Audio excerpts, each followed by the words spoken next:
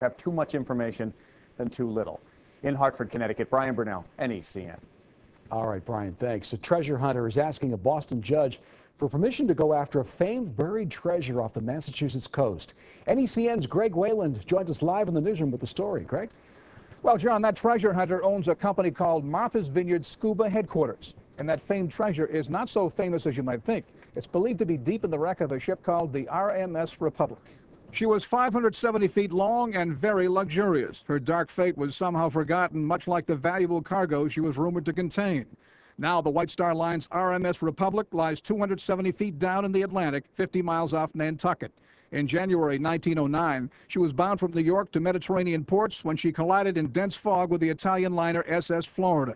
6 people died, 1,500 passengers and crew were rescued. The man seeking salvage rights to the sunken liner's secret fortune believes it could be worth $1 billion in 2005 dollars. She had a rumored cargo of $3 million in newly minted American Gold Eagle coins, and that rumor circulated soon after she sank. Using sonar, Captain Martin Bayerle first located the wreck and dove down for his first look at her in 1981.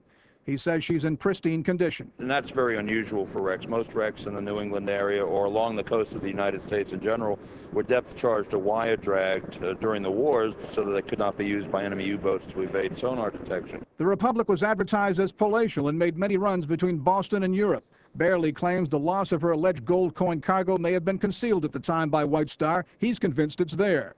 But in federal court in Boston Friday, a government lawyer was challenging Bayerle's claim to salvage rights, perhaps because the ship may contain a 1909 Navy payroll. The government won't comment on its challenge, and Bayerle's lawyer says he's baffled by it. If the owner was out there, in this case, maybe we recover a Navy payroll, the United States government would still have ownership as a sovereign. We would then ask the court to award us a salvage award, a liberal one, for the risk and effort that we put into it. So it would be a percentage of the value of that coin cargo.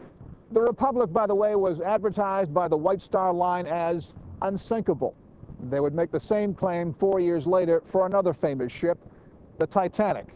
They were wrong on both counts. But Captain Bayerle has to hope that he's right, that the Republic contains an underwater treasure trove of riches.